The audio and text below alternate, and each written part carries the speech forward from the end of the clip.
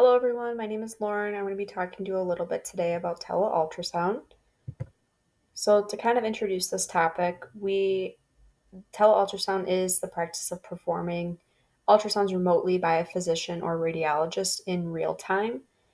This is done so by the robotic arm you see labeled number 1 in the image, controlling the transducer from the patient's perspective as the physician is controlling it in the right image with the keyboard you see there and the simulation pad you see labeled number 3.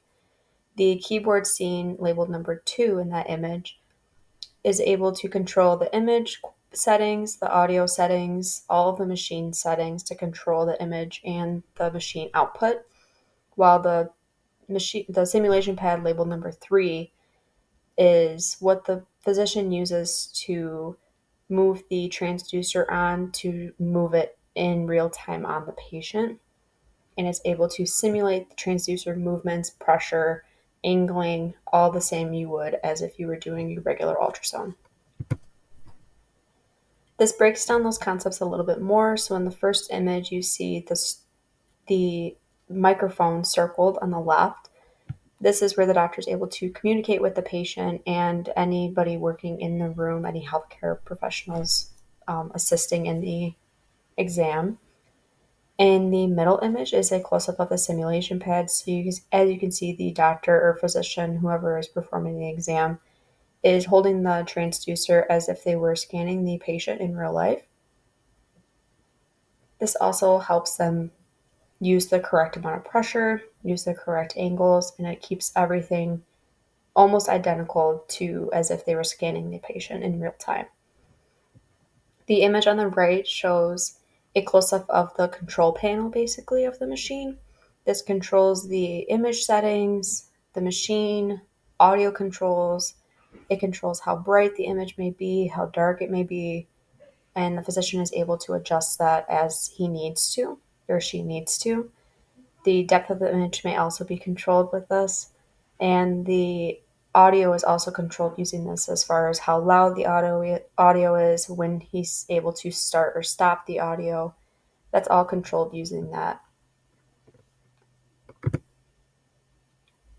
So overall, the physics of the teleultrasound machine is very similar to the regular machine, except teleultrasound requires a very strong internet connection, and this is because the physician can't be in the middle of performing the exam and then, let's say, the internet goes out or the machine connection between the simulation machine in the physician's office and the machine in the patient's room disconnects somehow.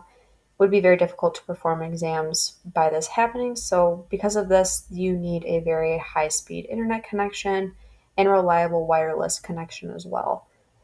As far as the transducer components, they're all the same as a regular ultrasound machine, except the signals from the PZT elements are all communicated wirelessly to the machine from the transducer.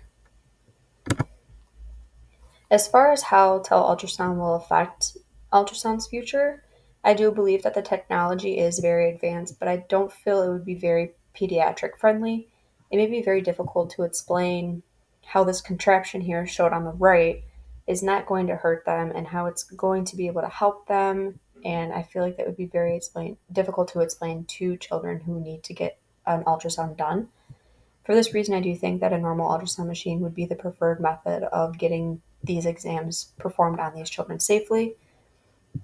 This also puts more pressure on physicians or radiologists because they will be gaining even more responsibility and will need to be more thorough with how to perform ultrasound exams instead of just reading the images, which I feel like not a lot of radiologists or physicians are familiar with. This may lead to a decrease in image quality as well, not only because of the radiologists and physicians who will need to basically go back to school a little bit to learn how to operate the machine, but also because it's very difficult to move the patient into different positions to avoid bowel gas or to avoid just artifact from within the body that could not be there depending on if it is performed. The image quality may also decrease because it'll be difficult to be able to have patients take deep breaths in and be able to drink water if they need to in order to clear out some of that bowel gas and provide a better acoustic window for the sound to travel through. So, for my prediction for teleultrasound, I do feel like it is a good concept, but only really when it comes to saving hospitals money because they won't have to be spending that money on sonographers. They'll be able to just either increase the physician or radiologist's pay or pay them the same. It's not a good option when it comes to patient care, in my opinion, because I feel like it's not a one on one. You don't get to talk to the patient, and the patient doesn't really feel included in the exam. It just feels like a very process in and out type of exam that's not very patient friendly.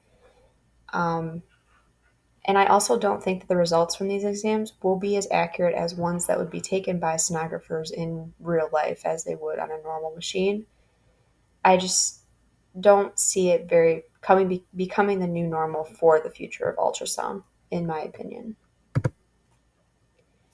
In conclusion, I teleultrasound piqued my interest because it was something I had never heard of before, and now that I am entering the field, I realize that it may be difficult. It will be difficult for my job to be replaced, which is nice as far as job security.